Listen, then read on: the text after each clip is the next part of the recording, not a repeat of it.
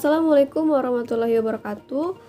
Di sini saya akan membahas bab 2, yaitu tugas dan tanggung jawab manajemen pendidikan. Yang pertama, konsep dasar kepala sekolah. Secara etimologi, kepala sekolah adalah guru yang memimpin sekolah menurut Purwadarminta tahun 1976 halaman 482. Kata kepala sekolah berasal dari dua kata, yaitu kepala dan sekolah. Kata kepala dapat diartikan sebagai ketua atau pemimpin dalam suatu organisasi. Sedangkan sekolah adalah lembaga di mana tempat terjadinya penerimaan dan pemberian penjelasan. Menurut Dr. Muhammad Kristiawan MPD, kepala sekolah adalah orang yang memimpin sebuah lembaga pendidikan atau sekolah dan menggerakkan, mempengaruhi semua pihak yang terlibat dalam lembaga tersebut untuk mencapai tujuan bersama. B. Syarat-syarat menjadi kepala sekolah. Berdasarkan keputusan Menteri Pendidikan Nasional Nomor 13 Tahun 2007, syarat-syarat menjadi kepala sekolah adalah sebagai berikut. Kualifikasi umum kepala sekolah atau madrasah meliputi 1.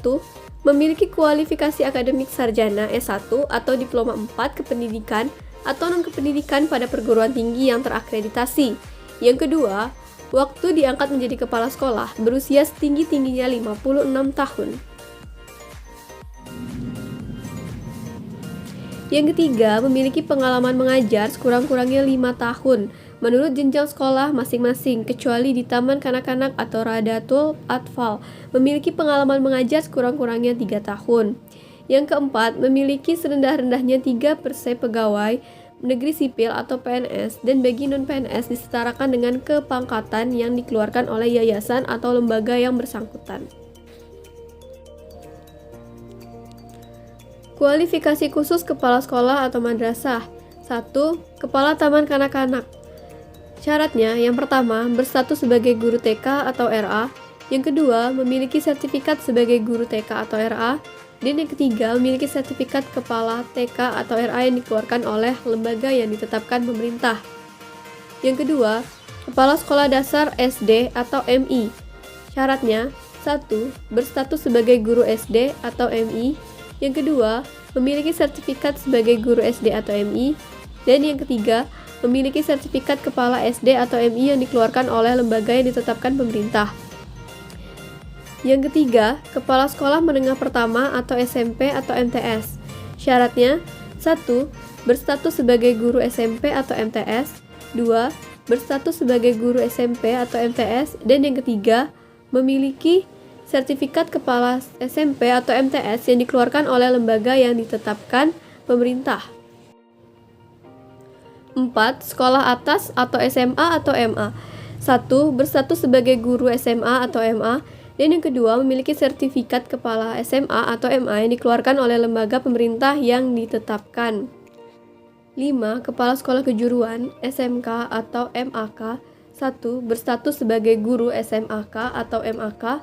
Yang kedua, memiliki sertifikat kepala SMK atau MAK yang dikeluarkan oleh lembaga yang ditetapkan pemerintah. Ciri-ciri kepala sekolah yang efektif menurut Kusnaridro tahun 2010 adalah sebagai berikut. 1. Memiliki visi yang kuat tentang masa depan sekolahnya dan ia mendorong semua staf untuk mewujudkan visi tersebut. Yang kedua, memiliki harapan tinggi terhadap prestasi siswa dan kinerja staf. Yang ketiga, tekun mengamati para guru di kelas dan memberikan umpan balik yang positif dan konstruktif dalam rangka memecahkan masalah dan memperbaiki pembelajaran. Yang keempat, mendorong pemanfaatan waktu secara efisiensi dan merancang langkah-langkah untuk meminimalisir kekacauan. Yang kelima, mampu memanfaatkan sumber-sumber material dan personel secara kreatif. Dan yang keenam, memantau prestasi siswa secara individual dan kolektif, serta memanfaatkan informasi untuk mengarahkan perencanaan instruksional. Tugas dan tanggung jawab kepala sekolah. Menurut Purwanto tahun 1970 halaman 102, tugas dan tanggung jawab kepala sekolah atau manajer pendidikan yaitu harus memahami perkembangan dan perubahan baik sifat maupun luasnya sesuai dengan pendidikan di negara Indonesia yang bersifat nasional demokratis. Maka sifat kepemimpinan manajemen sekolah pun harus berubah dengan mengarah pada kepemimpinan pendidikan yang demokratis. Menurut Dirawat tahun 1986, tugas dan tanggung jawab kepala sekolah dapat digolongkan kepada dua bidang antara lain sebagai berikut. Tugas kepala sekolah dalam bidang administrasi dapat digolongkan menjadi 6 bagian, yaitu sebagai berikut. Yang pertama, pengelolaan pengajaran merupakan dasar kegiatan dalam melaksanakan kegiatan tugas pokok. Yang kedua, pengelolaan pegawaian, yaitu menyelenggarakan urusan-urusan yang berhubungan dengan penyeleksian, pengangkatan, kenaikan pangkat, cuti, perpindahan, dan pemberhentian anggota staf sekolah. Yang ketiga, pengelola kemuridan. Dalam bidang ini, yang nampak adalah perencanaan dan penyelenggaraan murid baru dan pembagian murid atas tingkat-tingkat kelas atau kelompok perpindahan keluar masuknya murid. Fungsi kepala sekolah sebagai manajer. Menurut Stoner tahun 1978 mengemukakan 8 fungsi kepala sekolah sebagai manajer, yaitu 1. Bekerja dan dengan melalui orang lain. 2. Dengan waktu dan sumber daya yang terbatas, mampu menghadapi berbagai persoalan. Yang ketiga, bertanggung jawab dan mampu mempertanggungjawabkan. Yang keempat, berpikir secara realistik dan konseptual. Yang kelima, sebagai juru penengah. Yang keenam, seorang politis. Yang ketujuh, seorang diplomat. Dan yang terakhir, mengambil keputusan yang sulit.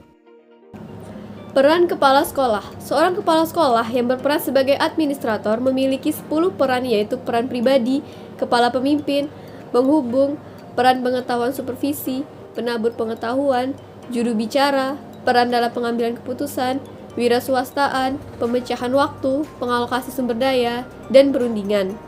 1. Peran kepemimpinan kepala sekolah. A. Kepala sekolah merupakan kunci dalam membentuk kultur sekolah. B. Kepala sekolah harus dapat menjalin hubungan dengan kelompok internal dan eksternal. 2. Peran manajerial kepala sekolah. A. Peran manajer merupakan aspek utama kepemimpinan kepala sekolah. B. Secara umum, kepala sekolah harus memimpin dari pusat atau lead from the center, demokratis mendelegasikan tanggung jawab, memberikan kuasa dalam pengambilan keputusan, dan pengembangan usaha elaboratif yang mengikat siswa, guru, dan orang tua. C. Kepemimpinan untuk kepala sekolah yaitu 1. Kepemimpinan struktural. 2. Kepemimpinan fasilitatif. Yang ketiga, kepemimpinan yang mendukung. 4. Kepemimpinan partisipatif. 3. Peran kurikulum pengajaran kepala sekolah. Bidang kurikulum pengajaran hendaknya menjadi prioritas kerja utama kepala sekolah sehingga dapat meningkatkan mutu pendidikan di sekolahnya. Ada 6 peran kepala sekolah di bidang kurikulum pengajaran, yaitu A. Menjamin kualitas pengajaran. B. Mengawasi dan mengevaluasi pengajaran. C. Mengalokasi dan melindungi waktu pengajaran. D. Mengordinasi kurikulum. E. Memastikan isi mata pelajaran tersampaikan. F. Memonitoring kemajuan siswa.